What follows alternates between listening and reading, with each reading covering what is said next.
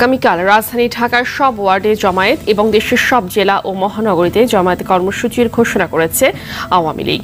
পরিস্থিতি তৈরি করেই তো তারা ক্ষমতায় এসেছে এবং যাদের হাতে রক্তের দাগ লেগে রয়েছে, যারা খুনি, তারাই আজকে কিন্তু সরকার গঠন করছে। এই বিজয় দিবসে ডক্টর ইউনূসের ভয়াবহ অবস্থা তৈরি করবে দেশের জনগণ।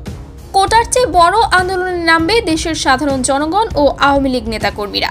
এই বাংলাদেশ আরেকবার স্বাধীন করা হবে।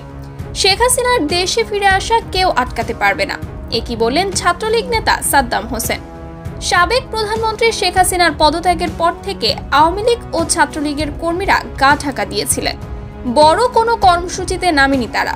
এবার সোহেল তাজের নেতৃত্বে রাজপথে নামছে আওয়ামী লীগ ও ছাত্রলীগ। 16ই ডিসেম্বরকে কেন্দ্র করে এবার কঠিন বক্তব্য দিলেন ছাত্রলীগ নেতা সাদ্দাম।